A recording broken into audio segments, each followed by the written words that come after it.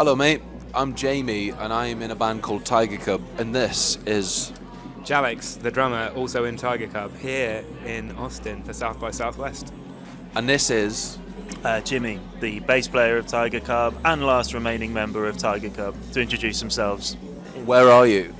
We are in a bar in Austin at South by Southwest. I forget the name of the place because we've been to quite a few bars the last couple of days. It's Tex-Mex. How long's Tex-Mex? Cheers, mate. This is Carl. Carl, look at that. Serving face. That's Carl Casagrande, our tour manager and hero. God bless him.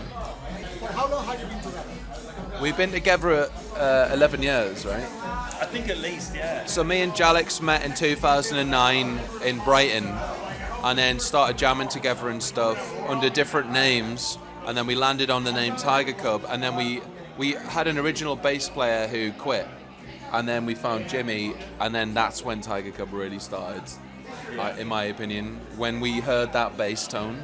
That's it. I remember the exact moment that you started playing, and we looked at each other, and it was just like... Room 2, Electric. Room 2 Electric, yeah. Two seconds in, 2 seconds in. get a load of this guy. We were And just that's like... the old Room 2. That's when Room 1 was the venue and Room 2 was the current Room 3. For people that don't know, this is a studio in Brighton that Jimmy runs called Brighton Electric, which is like a cultural hub of Brighton, and it's been like a petri dish for a lot of great music that's come out of Brighton. Blood Red Shoes, Raw Blood, The Cure rehearsed there, like loads of great bands, you know, not to name drop, but like a lot of good stuff's come out of there, right? Oh, yeah. So that's what we're talking about. When we first started, there was a really rich scene. There was a kind of old wave of Brighton, which was like 80s Matchbox, Beeline Disaster, and Ghost of 1000, and I mean, God, there's loads and loads of bands from Brighton over the years, but The Ordinary Boys. the Ordinary Boys, were The Ordinary Boys. They would sort of be the older wave when we were coming through, but there was like a lot of bands coming out of the scene, and it's kind of a nice thing when you're surrounded by cool bands because you've got to do something exciting to kind of match up to that. So, yeah, when we were coming through, there were lots of interesting people. Royal Blood, like Jamie mentioned. Raw Blood, The Witches, Black Honey, D-Mob Happy. Just a lot of great bands. Maybe your listeners may not have heard of those groups, but if you guys are into good rock music that comes from the south coast of England and you're interested in the scene that we all come from, those bands that we just mentioned are essential. And we make up, we're tiny in context to, how great those bands are. Do you know what I mean? And I don't want to go like in a dark mode with here, but your first album, when you talk about those things, anxiety, depression, teenage age, what can you share with your audience about that? Well, I think anxiety and depression is something that everyone has to struggle through and find peace with. And we decided to make art about it when we were young. And it's something that like maybe we're all not totally like at peace with at the minute. And that's something that still finds itself like present in our music, And I think it's the bands that I like I always like feel like when I listen to them, it's like cathartic that they have a shared experience to me, and there's like positivity and healing and peace that can be made with problems that you've had in your life through sharing it with others. So it kind of breaks down to something quite simplistic, like a problem shared is a problem halved. And I think good music that focuses on subjects of like anxiety and stuff like that is like it's medicinal, and everyone can like heal through it.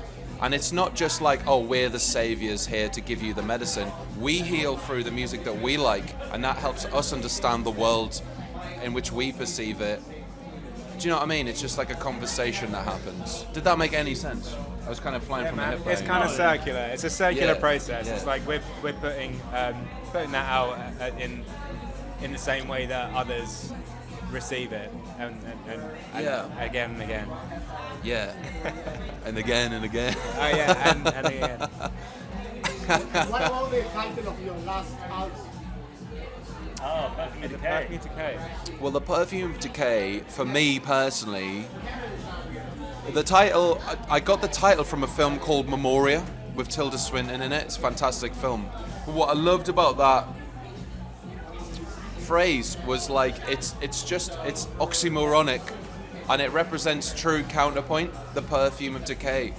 And I think like as I was getting older, there was a lot of things that I felt like relieved from, and that I was getting more peace from, but at the same time I was super anxious that I was getting older and maybe missing my shot at life or whatever, and it just felt like appropriate to make a record like that at that time in our lives. Do you know what I mean? It's, you know, am I making sense? Is it bullshit? You're good, man. Cheers, You're mate. good. I need your Have you had reassurance. Quaaludes? I need your reassurance. And what comes next? I mean, what this last album, where you know, how you feel now, where do you think you are as a band? Well, it's always a constant fork in the road as a band. Like, it's really hard to get a perspective on where you're at. Right now, we are literally like halfway through making a new sort of reimagining of our third record in a sort of more spooky spaghetti western stripped back style. But there will be a fourth record unless like something completely unforeseen happens, like we all lose our arms at the same time. I mean, we could still make a record with our feet. It's true. Def Leppard did it. We could, we've spoke about another records, and we're gonna do one. Yeah, and like, I think it's just more of the same. Like our band has always, completed one project and moved on to the next, and grown from the experiences that we've had along the way. And this album in particular has like given us so much. And so I only hope that the next one kind of draws from all the amazing things that have happened since we started making the last record to now, and we can put it all towards something really, really cool. Yeah. Totally, man. You touched on something earlier which I thought was really true. Not in this interview, but it was like another interview where you're like, we're all like studious and like really, really engaged with what we do and like in pursuit of something better. Always. And I feel like we're approaching the start of that next journey of like, how can we make something that tops everything that we've done already and takes us to, you know, brings us even greater opportunities and takes us to even higher heights, you know. So that in this current moment that you're speaking to us, that's where we are. Yeah, I love that you have a hope for the future, right? That still going together and keep doing things. Yeah, you hold where you want to be as like a kind of place up here, you have a mind's eye thing, but then there's also like an element of chance in the music industry. There's this random aspect to everything. There's like, that's all right. So like, you can be like an incredibly, incredibly decent band, but like, you know, you might just get dealt some cards that are more tricky, and you just have to persevere, and you have to kind of, like Jamie's been saying, it's like a cathartic process for us. It's something that we are so invested in now. It's hard to imagine a life without the band and a life without the kind of strange fringe opportunities that might come through. Yeah.